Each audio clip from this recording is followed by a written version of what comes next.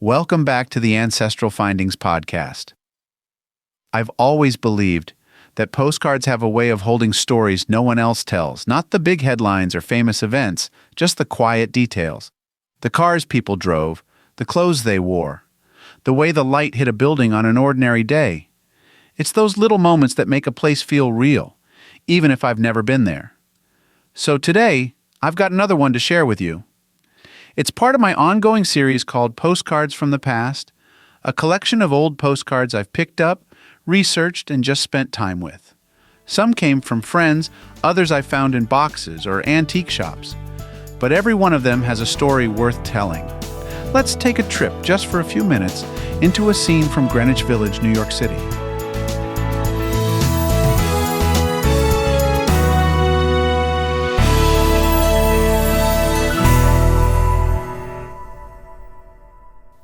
I pulled this one from the box the other day. A postcard that's more than just a snapshot. It's a whole afternoon, frozen in place. I've looked at it a dozen times now, and I keep finding new things. The light on the red brick, the ivy climbing the walls, the quiet blur of someone mid-stride. It's not a staged photo. It feels lived in. Like if I stood still long enough, I might hear the hum of a saxophone or catch the smell of espresso drifting out from a corner café. This is Greenwich Village, New York City. The card's from the 1960s, and it captures something that's hard to explain unless you felt it yourself. This neighborhood's rhythm. The front shows a row of artists set up along the sidewalk, their work leaned up against the building as if it naturally belongs there. People wander past with curiosity, maybe looking for something to hang in a tiny walk-up apartment or just pausing to admire. And there's a red station wagon parked at the curb. Maybe the artist who drove it there hauled every one of those paintings in its back seat. Maybe someone was moving in or out. That's how the village was. A place of transitions, a place for the almost famous, the nearly there, the deeply passionate. The back of the card reads, "One of the most colorful districts in New York. A bohemian atmosphere pervades this part of the city where artists, writers, sculptors, composers, actors, and beatniks make their home. Here will be found off-Broadway shows, nightclubs, a great variety of restaurants, exciting espresso shops, and friendly people." It's almost poetic. Whoever wrote this had the right idea.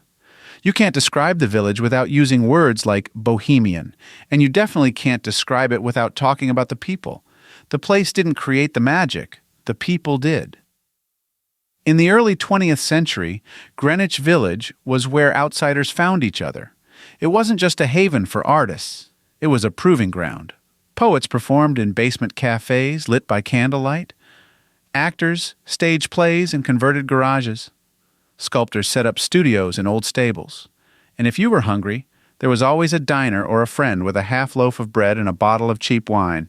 This is where Edna St. Vincent Millay scribbled poems in narrow rooms, where Dylan Thomas drank too much and turned it into verse, where Allen Ginsberg and the Beats wrestled with the bones of society and built something raw and honest. The postcard doesn't show those moments, but somehow it hints at them.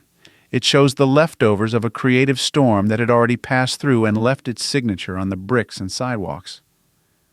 I love the idea that some of the paintings in this photo might still be hanging on someone's wall, maybe above a fireplace, maybe tucked into a hallway, quietly existing long after the sidewalk sale ended. The artists who brought them probably hoped for more. Maybe they dreamed of galleries or Paris or just enough sales to cover rent for one more month. That's something I admire. People who create because they can't help it. The village was full of them. Still is if you look carefully, though. I've never lived in New York, never spent a week in the village, but this postcard gives me a little piece of it, and when I hold it, I imagine walking past that ivy-covered building. Maybe I stop to look at the art. Maybe I buy a small canvas with a painted skyline. Maybe I sit on a bench, and the city moves around me in a blur of purpose and poetry. Places like this matter. They remind us of who we've been and who we might still become. I've been collecting postcards for years now, thousands of them. Some were handed to me. Some arrived in the mail from friends and strangers who knew I'd appreciate the view. If you've got a favorite, I'd love to see it. Head over to ancestralfindings.com, click on the contact link, and send me a message. I'll give you my mailing address. And who knows? Maybe your postcard will end up in one of these episodes. I've got plenty more to share in this Postcards from the Past series. Each one is a little window into a place I may never go, but still get to visit. One image at a time.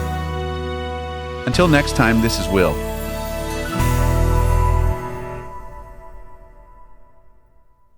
If you've got a hard-to-find ancestor you're stuck on, I'd love to hear about it. Just head over to ancestralfindings.com and click on Contact to send me a message. While you're there, take advantage of our free weekly genealogy lookups, explore thousands of articles, and enjoy hundreds of podcast episodes. We've been helping family history researchers since 1995. And if you're looking for even more, check out our Genealogy Gold Q&A series over on Patreon. Thanks for listening, and as always, happy searching.